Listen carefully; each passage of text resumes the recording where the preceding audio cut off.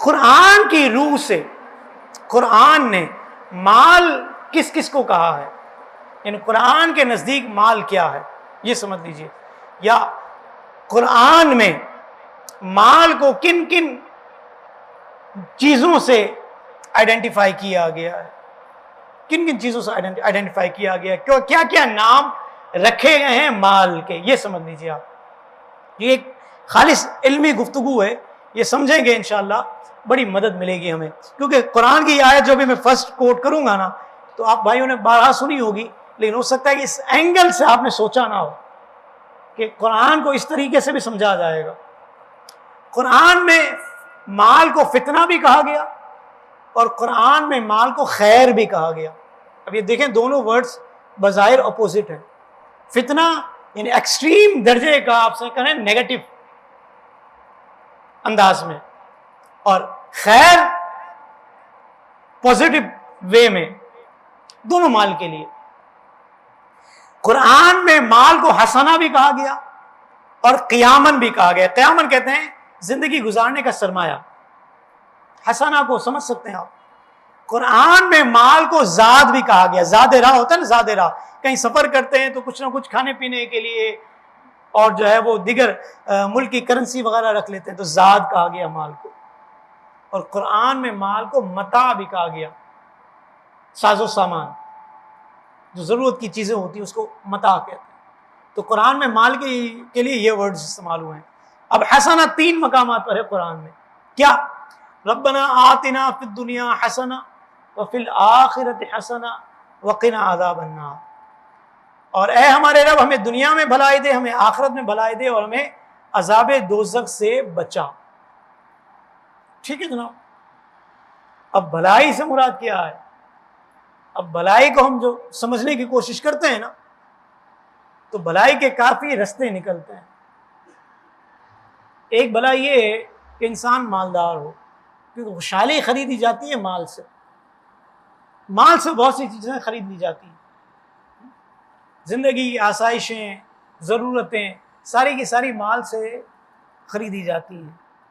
اس لیے فرمایا حسنہ، بیمار آدمی ہو جس کے پاس علاج کا پیسہ نہ ہو، علاج کا پیسہ نہ ہو، وہ کیا کرے گا؟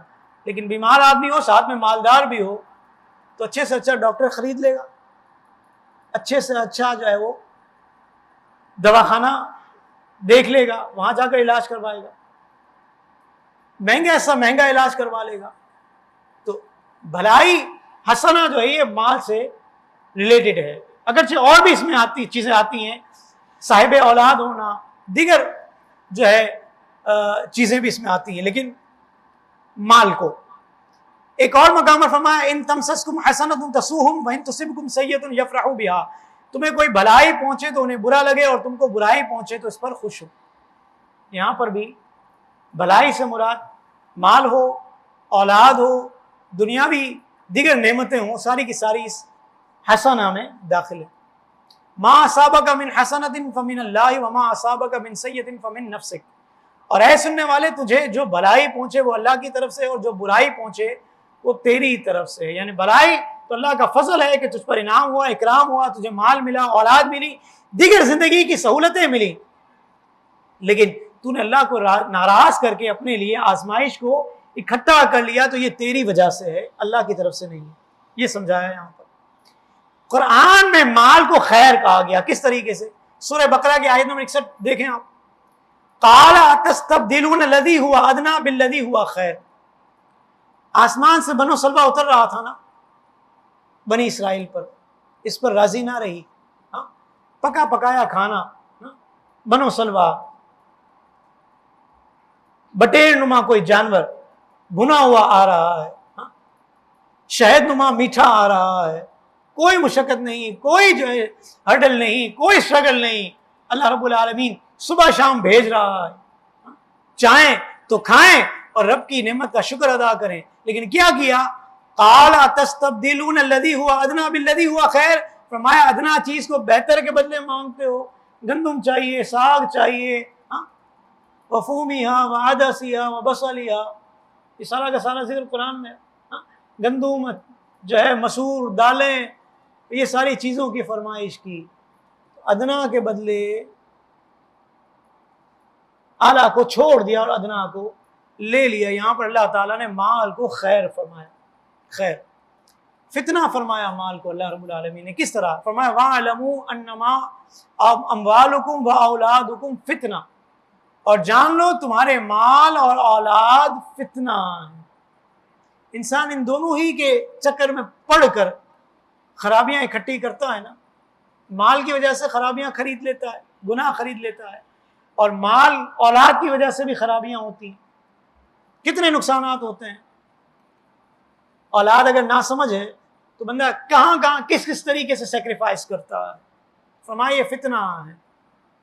قیاماً فرمایا مال کو زندگی گزارنے کا سرمایہ. کس طرح فرمایا؟ وَلَا تُؤْتُوا السُّفَهَاءَ أَمْوَالَكُمُ الَّتِي جَعَلَ اللَّهُ لَكُمْ قِيَامًا وَارْزُقُوهُمْ فِيهَا وَاكْسُوهُمْ وَقُولُوا لَهُمْ قَوْلًا مَّعْرُوفًا, اور بے عقلوں کو ان کا مال نہ دو جو تمہارے پاس ہیں, جن کو اللہ نے تمہاری بسر اوقات کیا ہے, انہیں اس میں سے کھلاؤ اور پہناؤ اور اس سے اچھی بات کہو. وہ لوگ وہ جنریشن جو اپنے مال کی حفاظت نہیں کر سکتی, ان کا ذکر ہے یہاں پر. ان بے عقل لوگوں کو ان کا مال دے کر جو ہے ان کے سرمایے کی حفاظت کو اپنے ہاتھ سے نہ نکالو تاکہ وہ ضائع نہ ہو جائے. یہاں پر مال کو قیاماً فرمایا. زاد راہ بھی ہے مال. کس طور پر فرمایا؟ وَتَزَوَّدُوا فَإِنَّ خَيْرَ الزَّادِ التَّقْوَىٰ, اور توشہ لو کہ سب سے بہتر توشہ پرہیزگاری ہے. کہیں سفر کرتے ہیں ہم لوگ, مدینے کا سفر ہو جائے, حج کا سفر ہو جائے کسی کا, کیا کیا کرتے ہیں ہم لوگ؟ کرنسی بھی لے کر جاتے ہیں, پاکستانی کرنسی بھی رکھتے ہیں, سعودیہ کی کرنسی بھی رکھتے ہیں ہم لوگ. ساتھ ہی ساتھ وہاں پر چونکہ کھانا ہم پاکستانیوں کو مہنگا لگتا ہے تو پاکستانیوں کی پریکٹس یہ ہے کہ ریڈی ٹو ایٹ یہ لے جاتے ہیں, یا یہاں سے پکا کر جو ہے ٹن تیار کر کے لے جاتے ہیں. زیادہ راہی ہے نا, تو یہاں پر مال کو زیادہ راہ کہا گیا, مال کو متاع بھی کہا گیا. متاع قال ومن کفر فامتعه قلیلا ثم اضطره الى عذاب النار وبئس المصیر, اور جو کافر ہوا تھوڑا برتنے کو اس کو بھی دوں گا, پھر اسے عذاب دوزخ کی طرف مجبور کر دوں گا, اور وہ بہت بری جگہ ہے پلٹنے کی. یہاں پتہ چلا کہ کافروں کو جو دنیا میں ملتا ہے یہ تھوڑا ہے. اب آپ کہیں گے کہ ان کے پاس تو بہت سا مال ہے, یہ تو مسلمانوں پر اپنا مال لگاتے ہیں, مسلمانوں کو برباد کرنے کے لگاتے ہیں. ہم نے کہا قرآن اس کو تھوڑا کہتا ہے, قرآن اس کو تھوڑا کہتا ہے, اور مسلمان کے لیے اس قرآن پر ایمان رکھنا یہ ضروری ہے. اس لیے تھوڑا ہے کہ اس مال کی حقیقت کو یہ لوگ سمجھے ہی نہیں, کیونکہ ایمان ہی نہیں ہے.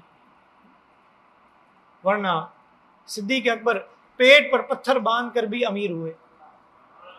پیٹ پر پتھر نہیں باندھے صدیق اکبر نے. مصطفیٰ کریم نے جس کا ہم کلمہ پڑھتے ہیں انہوں نے پیٹ پر پتھر نہیں باندھے. کیا ان سے بڑھ کر کوئی مالدار ہو سکتا ہے؟ ان سے بڑھ کر کوئی مالدار ہو سکتا ہے؟ نہیں ہے. تو سمجھنے کا مقصد یہ ہے کہ جن کو اللہ رب العالمین نے مالدار فرمایا شریعت کی روح سے, وہی مالدار ہے. اگرچہ ہمیں نقشہ کچھ اور نظر آئے, لیکن ہمارا ایمان قرآن پر سب سے پہلے ہونا چاہیے. مزید اسلامک اور معلوماتی ویڈیوز دیکھنے کے لیے لائک، شیئر اینڈ سبسکرائب کے بٹن کو پریس کرنا ہرگز نہ بھولیں.